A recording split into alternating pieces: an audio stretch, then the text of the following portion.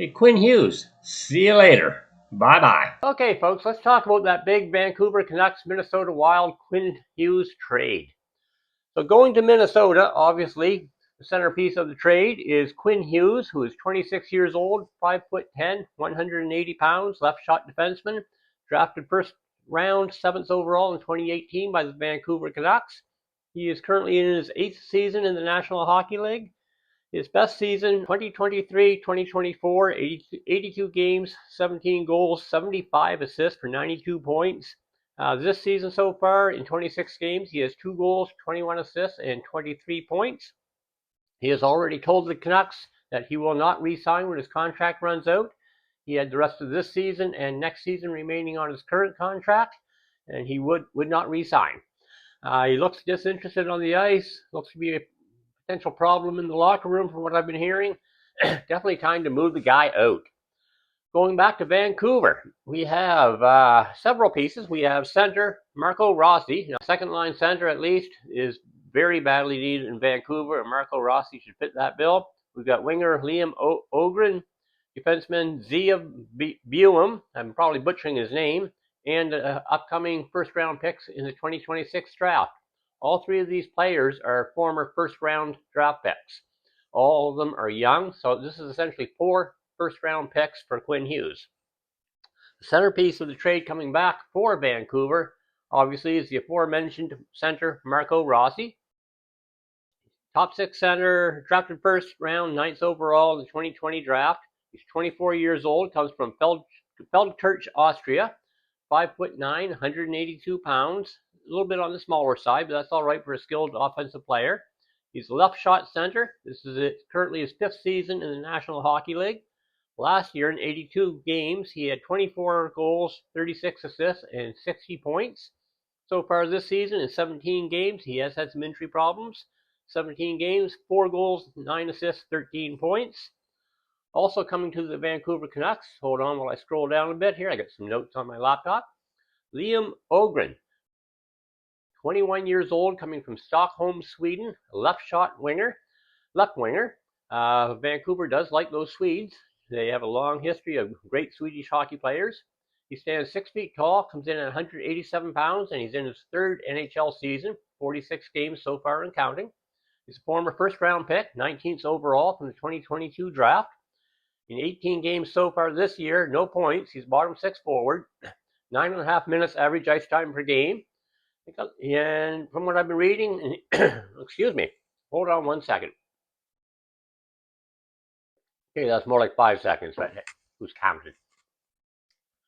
So he's probably got some upside. I've been hearing pretty good things about him. He's got some skill, so we'll see how he develops.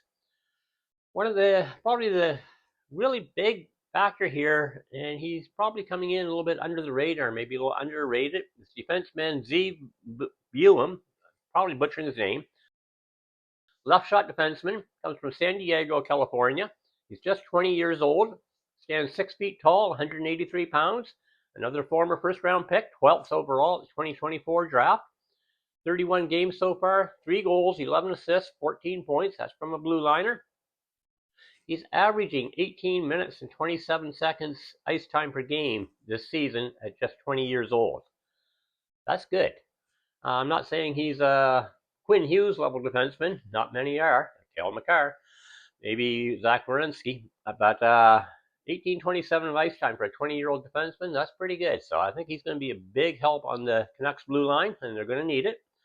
Overall, Vancouver gets 4 first-round picks, 3 of them being already in the NHL, and the upcoming first-rounder in the 2026 draft. What does Vancouver lose? They lose one of the best defensemen in the National Hockey League, one of the best players in Vancouver Canucks franchise history, a former Norris Trophy winner. They also lose a player in Hughes who does not want to be there. And he's let the team know he does not want to be there, and he has absolutely zero intention of signing a contract extension once eligible next summer or beyond. He was going to play out his contract and move on anyways. You don't want to hold on to a player like that. I think Treliving, he did that in Calgary with Johnny Gaudreau, the late Johnny Gaudreau, and lost him for nothing. He did it in Toronto with Mitch Marner. He should have traded him a year earlier before his no trade clause kicked in. He didn't. Toronto lost him for nothing. Yes, they got a third line player from Vegas in a trade to avoid tampering charges from Toronto against Vegas, but really that's not a comparable. They got nothing. So Vancouver, faced with losing the guy who doesn't want to be there, is causing distractions on and off the ice. He's playing like he doesn't want to be there. You got to ship this guy out, and they did. They get four assets back, like I said. First round pick of the upcoming draft, plus 3 former first round picks who are all NHL ready NHL players right now. They're all young. Vancouver is a team at the bottom of the standings. They are not even close to being in win now mode. The time now is to focus on the future, not on right now. And with these young assets and the upcoming first round pick, that's a good start. I don't have a lot of confidence in management in Vancouver, but that's a story for another day. But Vancouver, faced with losing the guy for nothing versus getting a fairly good haul back, I think they did pretty good on this one. A lot of people are going to say otherwise because Quinn Hughes is so good and all that. Yeah, well, he's good, but how good is he if he doesn't want to be there and isn't going to stay there? So my take on it is the win for both teams. Minnesota, they're playing like a contender. They got Kaprizov on that big contract. Now you got Quinn Hughes on the blue line.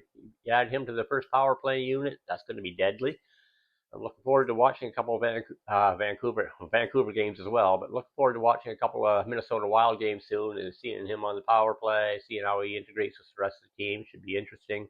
I think both teams did all right here. Vancouver is looking to build for the future now. At least that's what they need to be doing. And Minnesota, their window of contention is opening up now, so Quinn Hughes is a good addition to them. So it's a good trade, good hockey trade. And a lot of people are going to disagree. Those of you who disagree, that's fine. Do me a favor, let me know in the comments down below what you think of this trade, what they should have held out for, what they should have got, where else they should have shopped them, and what you think they could have got from, say, New Jersey or Detroit or whoever. Let me know in the comments down below. Let's have a discussion about it. Let's chat. For those of you that are new to the channel, and it's a pretty new channel, hit the subscribe button and sort of get on the team, and let's make this thing grow. Let's talk some hockey and have some fun. That's it for now, and I'll be back with a little more soon. So there's my take on the big Quinn Hughes trade from Vancouver to Minnesota. 4 assets coming back, 3 NHL players, plus a draft pick in the upcoming draft.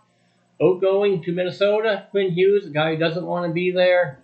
You can see it on his face on the ice, and from what I hear in the locker room, there's a little bit of division and all that. Sort of like last year with JT Miller, Elias Pettersson and all that, divided locker room. You got to clean that stuff up. So Quinn Hughes, as good as he is, gone. So long. Minnesota, he's yours.